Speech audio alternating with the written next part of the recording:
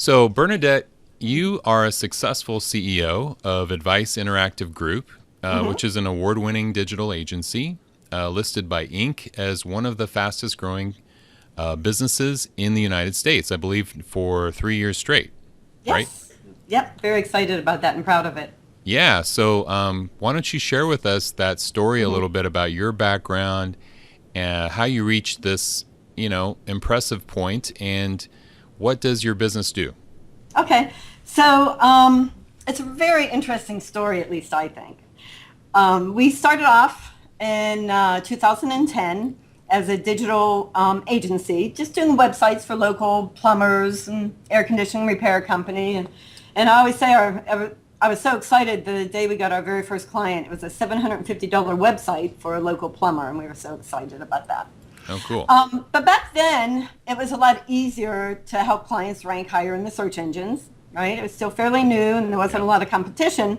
So we were able to do an amazing job for our clients. And, people in the same businesses, they talk to each other and they share their success stories. So we started getting quite a bit of referrals from plumbers and air conditioning repair, like I said, but also different verticals like attorneys and we had moving companies and those kind of service companies. Mm-hmm. So as the company started to grow, we started to look for some technologies to help us rank higher in the search engines. And we knew early on that taking control of your digital presence is going to be important. And what I mean by that, just so you have a full understanding, is a client's name, address, and phone number as it appears across the web is important for search engines to gain trust in that business, right? Right. So one of the first things we did for all of our clients was take control of all the assets out there, anywhere that their name, address, or phone number appeared across the web. And we cleaned that up and managed that for them. And lo and behold, our clients would start ranking very high in the search engines. Hmm. So we found this technology that helped us manage that at scale. So we didn't have to hire people to do it manually. And we acquired that in 2011. Um, Hmm. so during this time, the first couple of years, our company doubled and then doubled and then doubled again. Hmm. And because of that high growth rate, we were able to make the Inc. 500 list 3 years running. Now, we didn't Yeah. apply the fourth year because we knew we didn't have that kind of growth rate. But during that fourth year, we Mm-hmm. started sharing our technology with other companies Okay. that do what we do. Hmm. And one of the first companies we shared it with was a large company that I won't mention their name because we are private labeled resellers for them. But when we showed them the technology, they gave us a $1.4 million contract 4 days after we presented it to them. So we went back to our offices going, holy crap, now what do we do? Because we had no way of fulfilling on it. Yeah. But thank goodness we had about a 30-day integration period, and in that 30 days we ramped up, we put processes and procedures in place, and lo and behold, we now are signing up about 500 to 600 new businesses, small businesses every day on our platform for Hmm. us to help them control their digital presence management. So we are an Great. agency, right? But that's just a Yeah. small part of our business. We are also a company that helps other agencies and partners help their clients control their presence across the web. Does that make sense? Yeah, it does. So you're obviously a little bit of an SEO expert, right? A little bit. As relates to local SEO especially. Okay, yeah, I want to get into that a little bit. So for new bloggers that are listening or reading this interview, can you give a simple definition of what SEO is? Yes. So SEO is the um, optimization of a website that makes it easily findable by the search engines Mm-hmm. by putting certain structure on the site and also off-site to create links that point back to the site so search engines can find it. So it's really about creating an opportunity for the search engines to find your site, and then have the search engines believe that your site is relevant enough based on the content on the site so that they want to show that content to people when they're looking for your services. So that's kind of as simple as I can put it so that people would understand. So there's no way, is there any way to get around the search engines? I mean, They are the gods. They control the internet as far as it relates to SMBs. So let's just look at Google for an example. As you know, billions of searches are done every month on Google. And people today, when they are looking for a product or a service, especially as it relates to a local area right in your neighborhood, more often than not, they're going to open up a PC, their phone, or their iPad, and they're going to search for what they need. And the majority of the time, it's going to be on Google. Google controls almost 70% of all the search. So is the other 30% Bing and Yahoo, or how does that break down? Surprisingly enough, Bing is only about 16%. Interesting. Yahoo is not much more, but there are a lot of traffic today coming from what we call directories and other profile sites like your e-locals, like your Yellow Pages, your Super Pages. Yelp is very important today for small businesses. These kind of companies actually control quite a bit of the traffic that come to a small business site. So when people are searching, they may find a Yelp listing on Google, but they may get to that business through Yelp, not directly from Google. So it's very important to make sure that you optimize your site, not just for search in Google's, but now for search by apps and other directories. Good point. So more than 50% of searches today are done on a mobile device, right? So it's just as important to optimize not just for local, but for mobile. So and that's actually a little different. So for a new solopreneur or startup that doesn't really know anything about SEO, what do you recommend they start doing to get an understanding? How can they grasp this? That's a tough one. I've been in this business for many, many years, and every day it changes. Yeah. There are a number of wonderful resources out there and ebooks that have been written that talk about, the basics for SEO. And I think that just understanding the basics is important for a business to know what they need to do on their site. It's different today than it was 5 years ago. A lot of social engagement is important. Reviews are important. Good content is important that people want to link to. And also making sure that you create a user-friendly mobile website for people, not for search engines. So that's the fine line. You want to optimize for the search engine, but you also want the people to find the site very user-friendly. So creating that fine line is also very important, so that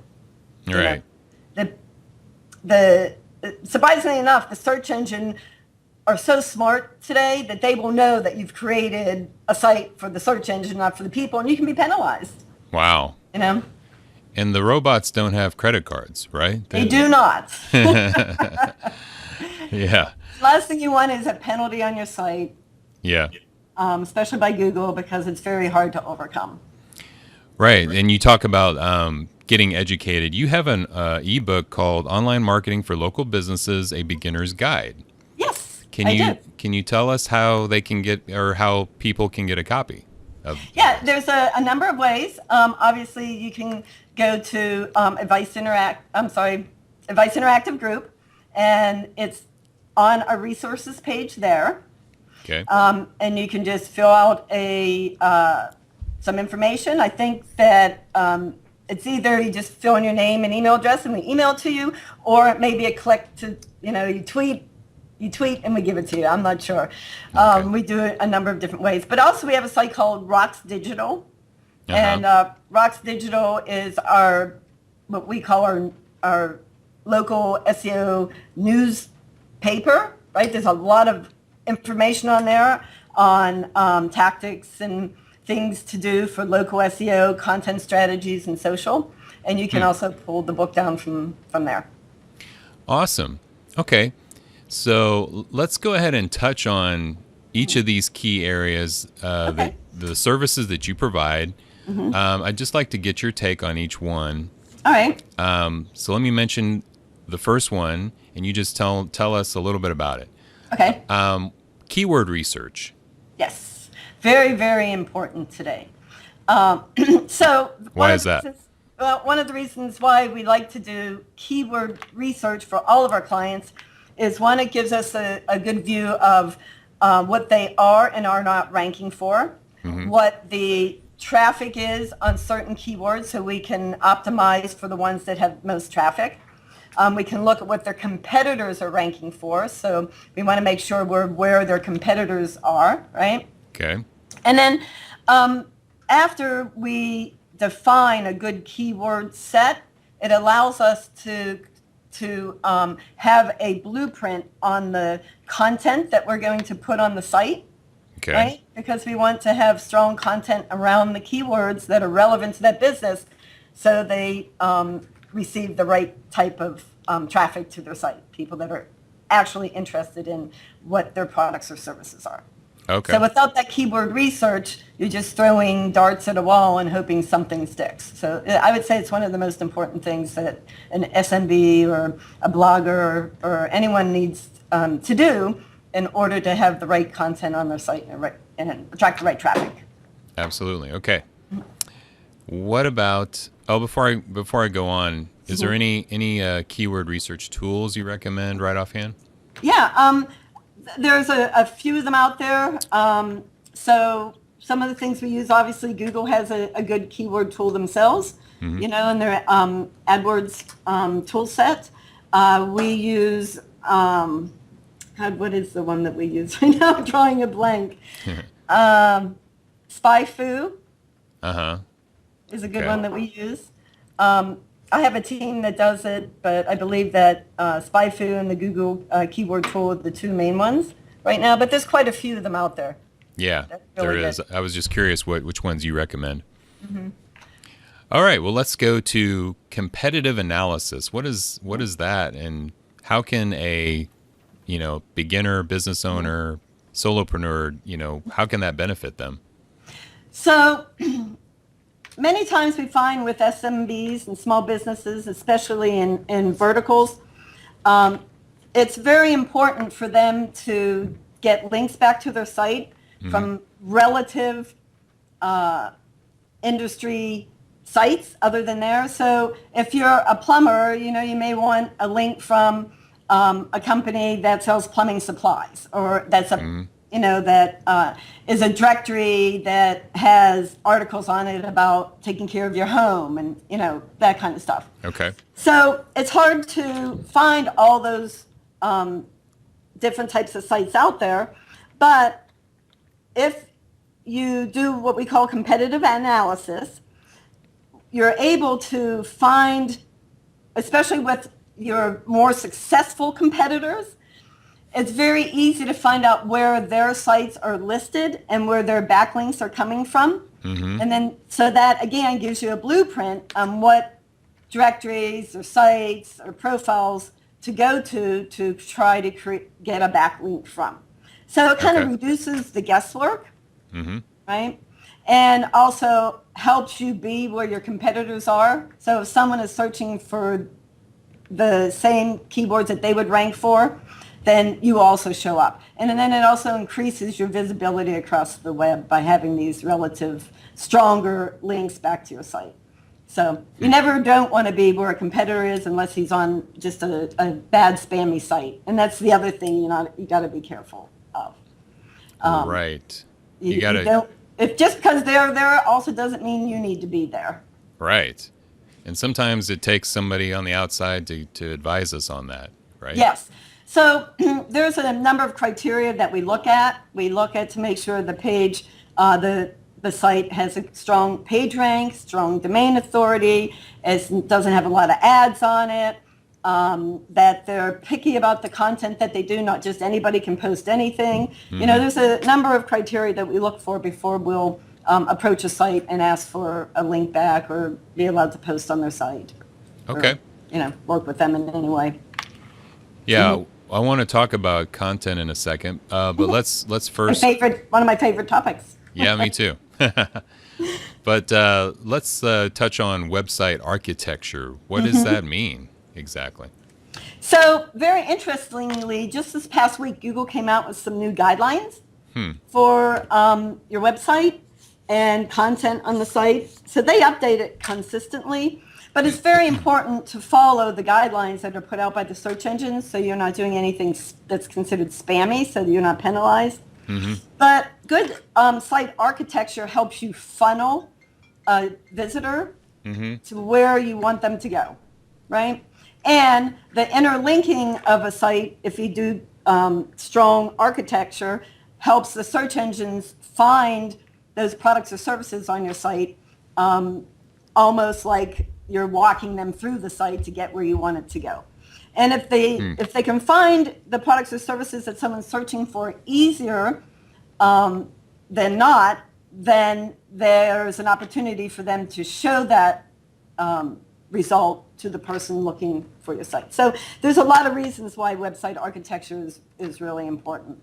We could talk a long time about that. Yeah. I'm sure. Yeah. Do you cross-link? Do you uplink? Yeah. So these new, it was very interesting, I thought, with the new Google guidelines that just came out, is they said that every page on your site should have a link to them from somewhere else on your site. Interesting. And they even went so far as to say how to structure the URL of that, the linking, how it was written, or I have to get back and look, but it was very interesting. So we've actually gone around and shared with our development staff these new guidelines that Google came out, so we're doing it right. And they did change a few things, so they don't like tabs anymore. Interesting. Yeah, so it actually said not to hide content in tabs. How recently did these come out? Just this week. Oh, wow. Okay. I'll send you a link. Yes. I was just going to ask, where can we find these guidelines? Yeah. Okay. It's very interesting. For those of you listening and watching, I will be posting a link underneath the video that will take you to the guidelines. So be looking for that link. All right. Let's go ahead and touch on content marketing. Okay. Some new bloggers might only know the term blogging. Explain what content marketing is and how a solopreneur or a startup can use it. So a lot of people think that content marketing is just writing a blog and posting it. And that's so far from the truth. As a matter of fact, I recently wrote an article, well, maybe it wasn't recently, it was a year ago, 101 content ideas. So content ideas can be a blog, it can be a list, it can be a poll, it can be a video, it can be a host of different things. There's so many. It can be an image, it can be a meme, it can be an infographic. Yeah. There's so many different things that content can be. So that's why it's so fun to create content, because you can take one idea or one blog and turn it into 10 different types of content and have 10 different content pieces to publish over the course of a month just by writing one blog, right? Yeah. So that's kind of how we like to do it here. Do you got a quick example off the top of your head of that? Yeah. So, for example, maybe I'll write a blog on how to do content marketing. So then once I write that blog, the next thing I do is I read that blog into a podcast. So now I read it. Now I have another piece of content.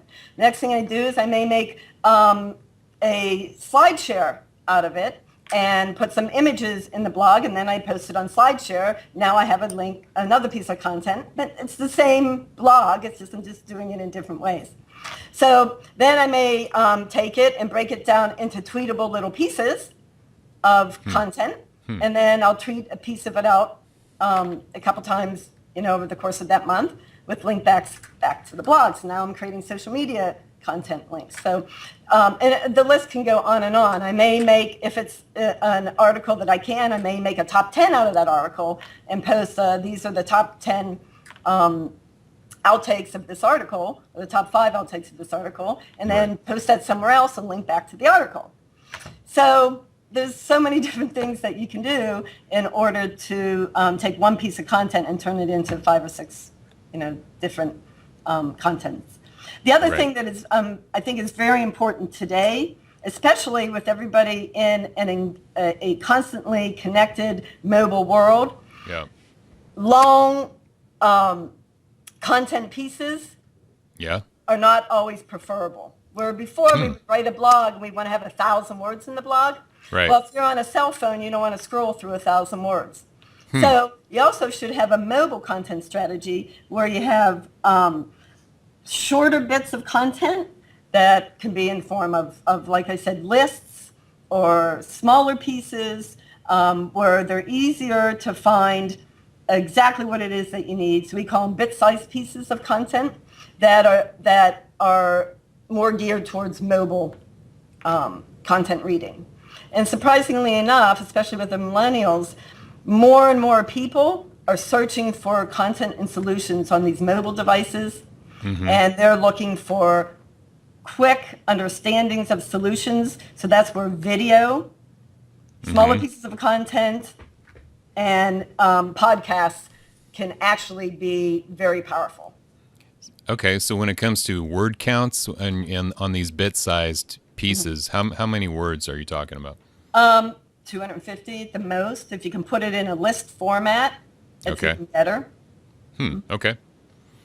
So you're saying that these long form, 3,000, 4,000, 5,000 word mega posts you don't recommend doing very many of those. Is that what you're saying? No. But again, it's all about making sure that you have a wide variety of content. So I'm not saying don't do them. But if you do them, create smaller bits of content out of them that you can share for mobile users.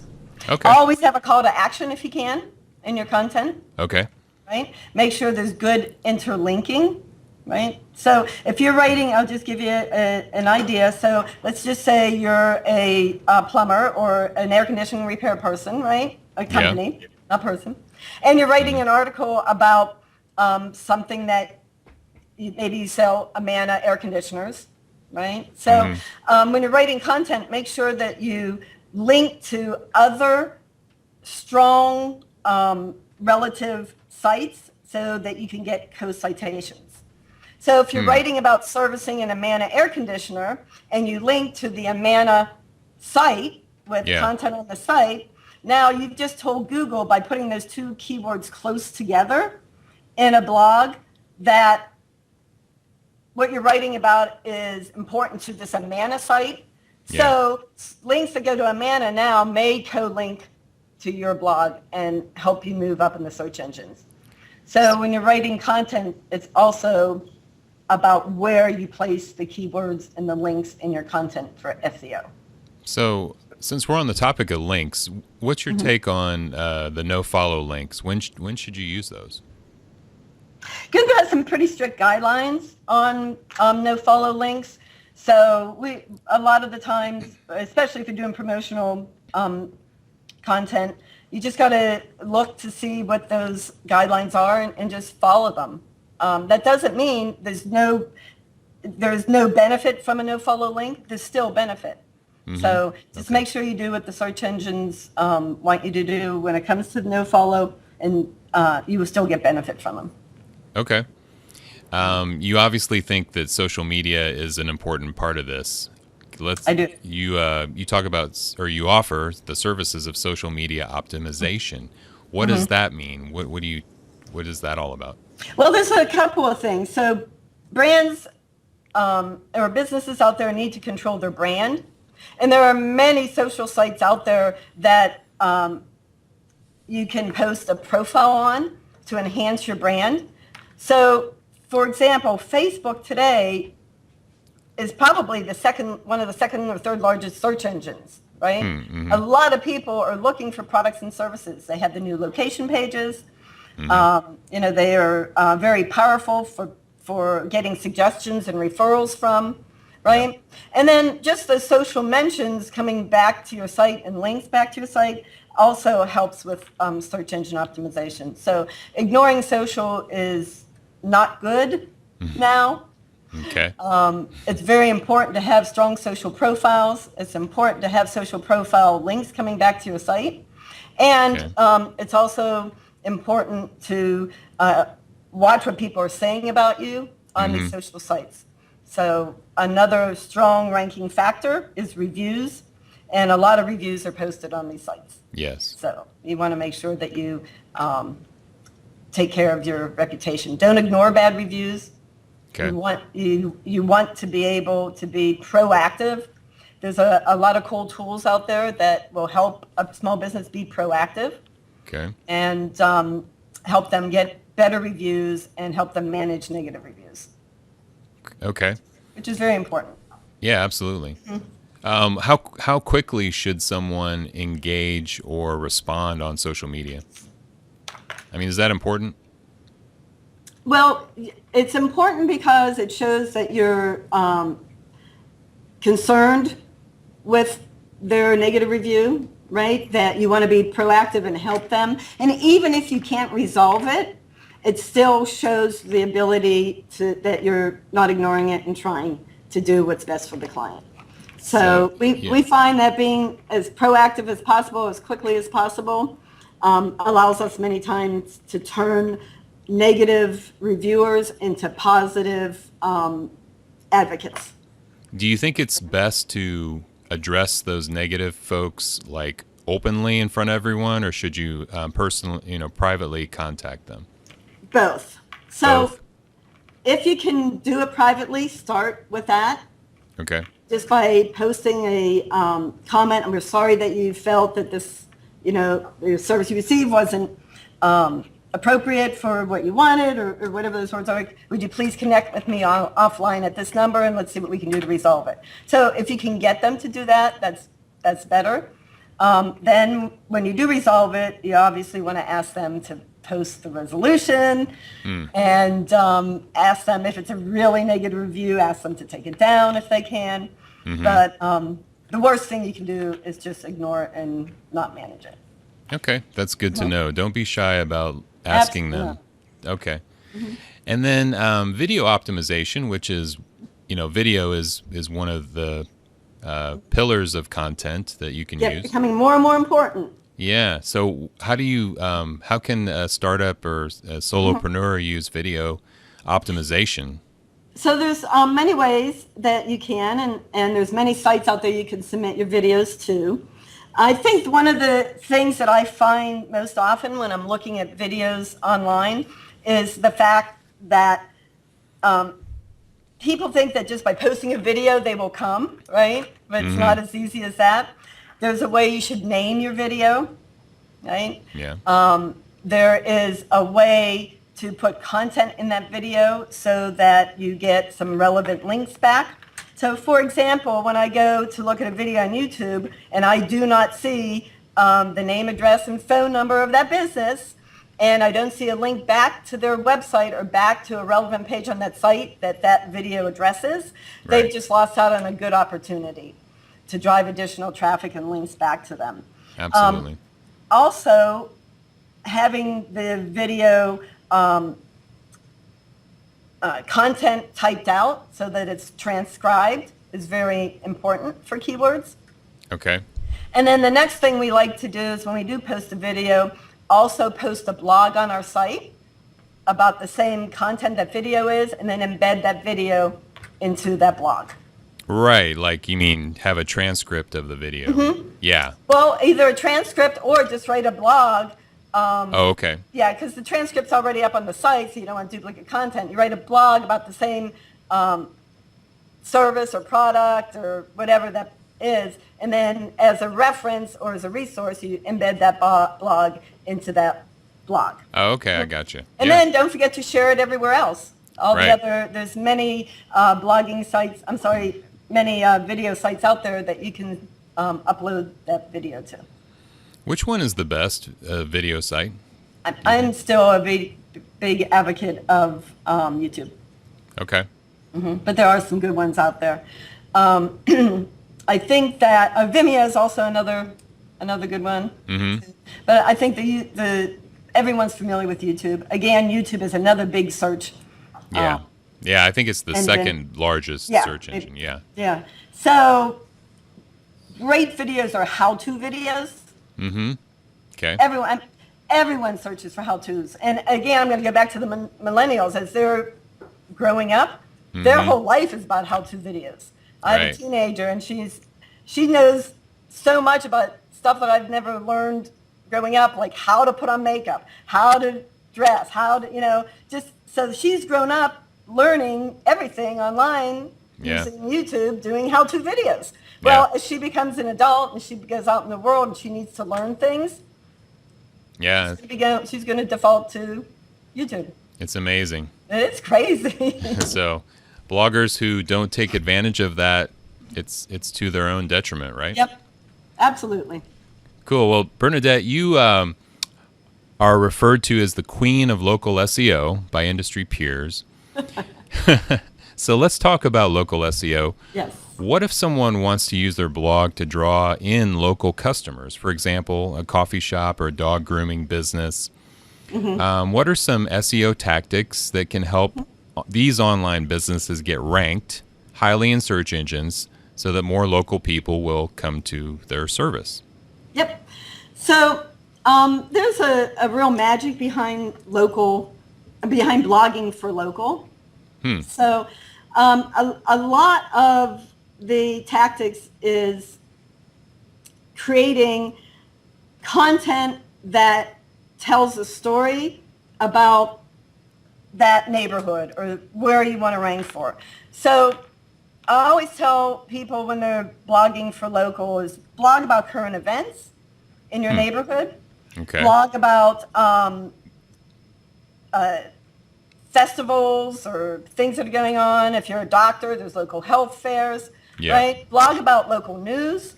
Yeah. Do a little bit of what we call newsjacking, right? Mm-hmm. And then, of course, there's always local lists, best local restaurants, right? Yeah. Best dentists.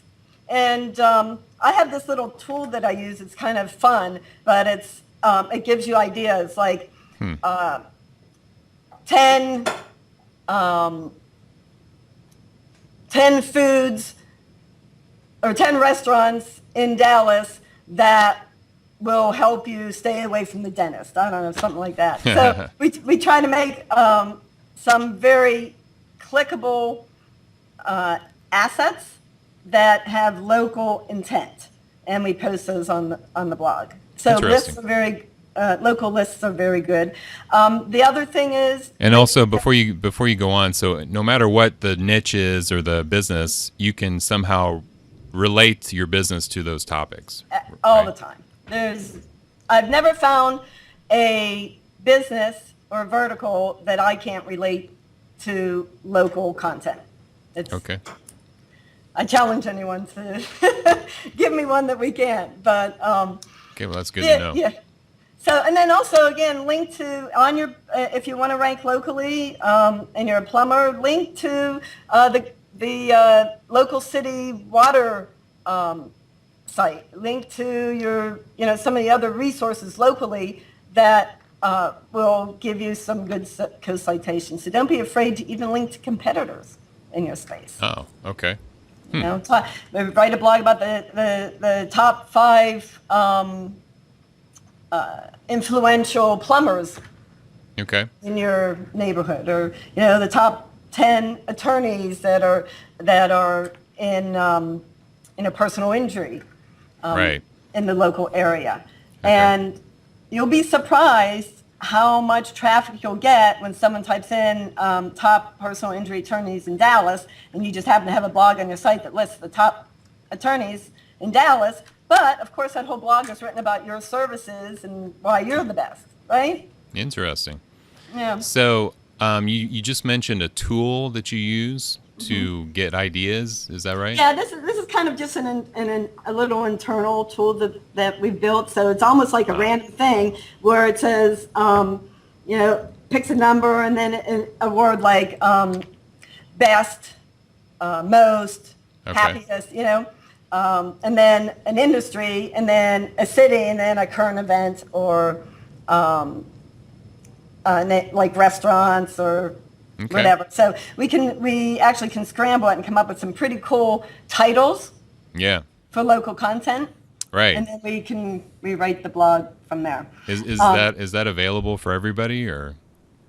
No, actually, it's just something that I use internally that we have created. But it's very easy to do, right? Yeah, you just got to think outside the box a little bit on different titles. Titles are very important. Again, I'm going back to that always engaged mobile person. When they're looking for something to read, if your title doesn't grab their attention, they're not going to click on it. Yeah. The top 10, most important, those kind of keywords, 10 tools you can use. These kind of things are what people are looking for today. Gotcha. On their mobile devices.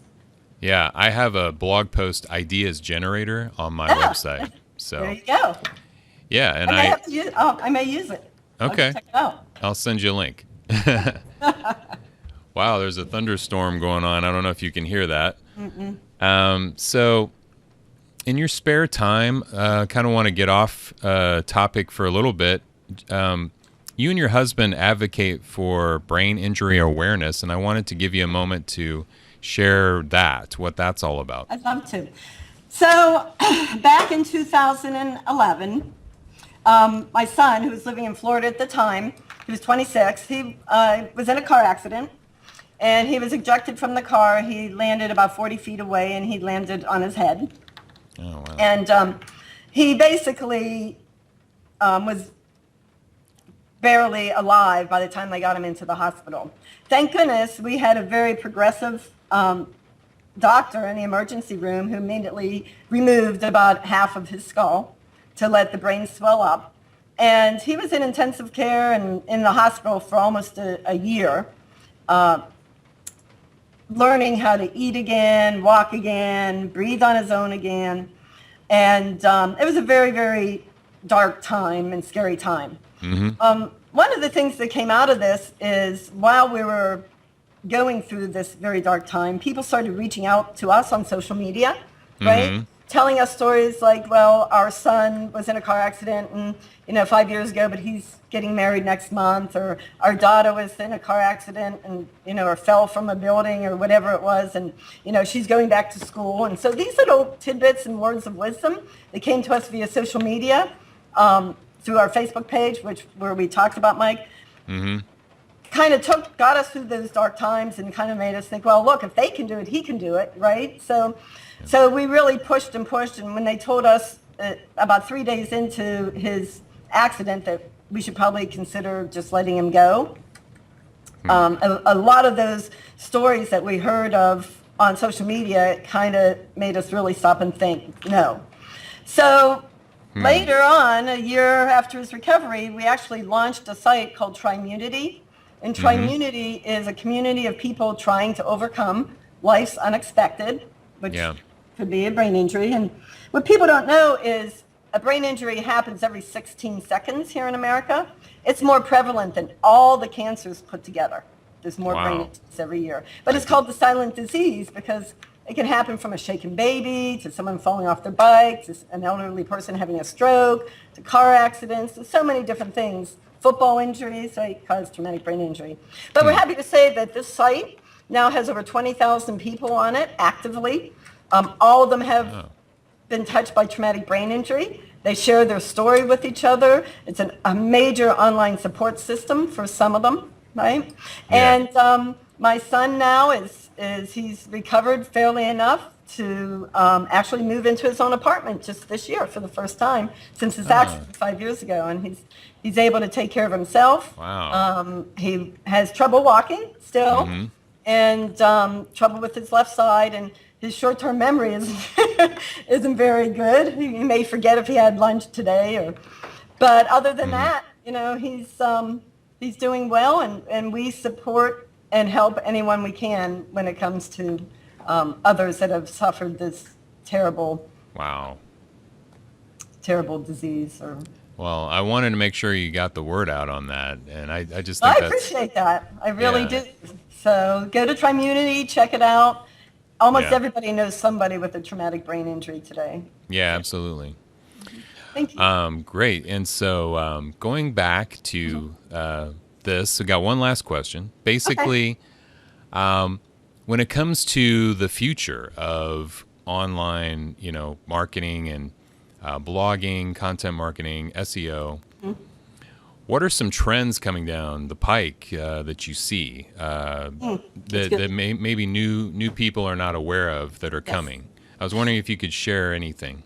Yeah, I can. As a matter of fact, I just happened to speak about this at BIA Kelsey last month, and we were talking about the trends in local search and what's coming. So there's so many exciting things coming our way. Yeah. Mobile, of course, you have to be there. Programmatic is very exciting, even down to, we can tell if someone talked about buying a car 3 weeks ago and still target them today with appropriate ads during their sales funnel. Is that what programmatic is? Mm-hmm. Okay. So programmatic marketing is looking at the big data out there and understanding what a person's interests are based on where they've searched, what websites they've gone to, what ads they've looked at, what they've clicked on, even to the point of what emails that they've sent, what apps they're using. And it pulls all this data in, and it knows probably what you need before you even know that you need it. So based on, I'll give you an example, based on what my interests are, if I go to a website, I may be served different ads or different content than you, but it's the same website because they know what my interests are based on the data that they have been able to pull in and shift through programmatically and display to me good ads, better ads, relevant more to me and where I'm located. So that's to me very exciting. A couple of the two of the biggest boys on the block, Facebook and Google, are obviously using that technology. Yes, is this something that's going to be accessible to the smaller businesses? Yeah, there's a couple startup companies that have come to fruition, and we use a couple of them. One is Genius Monkey. Genius Monkey. Genius Monkey. And if you go to their website and look at, they have a very cute little video on there, exactly explains very simply what programmatic marketing is and how to use it. Okay. And the other one is I think it's Upstop, Tom, is that it? Upstop? Yes. They actually have an opportunity and a program where a small business can use their programmatic marketing for as little as, I think it's like $500 a month, a budget as small as that. Oh, so wow. It's pretty cool stuff. I think that artificial intelligence is going to play a big part in the future. Of course, the Internet of Things. I VR. love it. Huh? Yep. VR. VR too. Yeah, that's becoming very popular. As a matter of fact, this year we sent out Christmas presents to a number of our clients, and what we did was we bought Google the cardboard glasses. Oh, okay. We created our own VR Happy Holidays video, sent them out to everybody. So we got a lot of good responses from that. And when I was at a conference just recently, someone was giving out VR glasses also with a message. So I think you're going to see that coming, maybe not so soon, but it's down the pipeline. Beacon technology. Wait, what's that? Beacon. Beacon technology. Okay, what's that? So Beacon technology is a business. For example, if you go into a restaurant, they may have Beacon technology, so they know if you walk in to serve you maybe an ad, because they know that last time you were there, you had the lasagna. So they may show you an ad that says, hey, welcome back. By the way, here's 20% off of that lasagna you liked last. Wow. Yeah, it's pretty cool. Yeah. Pretty cool stuff. Facebook actually gives away a free beacon to small businesses. Oh. So you could go to Facebook, apply to get one of their beacon pieces of technology, and you just plug it into your computer. It's very simple to do. And then you can actually create ads so that when people walk into your store and they happen to have Facebook on their phone, Yeah. that Facebook knows that they're in your store and can serve them appropriate ads based on what you're selling or Interesting. what they know about you. Yeah. So anybody that applies can get this from Facebook? Not anybody. You have to apply. You have to be a small business. You have to have, a Facebook account. There's a couple of things, but it's not that difficult to do. Okay. So, we've had a few sent out to some of our clients, and they love them. If they use it, it's very interesting. I think it's going to become more mainstream over the next couple years. But Right. this is the way that the industry is going. It's all about engagement. It's all about instant gratification. It's all about finding what you want right now when you need it, right? Right. And it's also about the vendor knowing what I need, so I don't have to ask for it. I love it when I walk past the store and I get an ad on my phone that says, "Hey, by the way, we have this for sale this month," and they know I frequent that store. Google Cards are going to be amazing. They're a game changer too. Wow. So there's a lot of cool stuff coming down the pipe. Definitely. Wow. Exciting. Well, Bernadette. It's very exciting. Bernadette, yes. Thank you so much for talking with us today. No, I loved it. Thank you. Yeah. About SEO and, getting ranked and getting your website found out there. Great. I will send you the link for the new changes and a link for our ebook. And I'd love to talk anytime you want. Okay, well, I'll keep you in mind. We'll see when we can connect again. Thank you so much. Have a great day. Thank you, Bernadette. You too. Bye now. Bye-bye.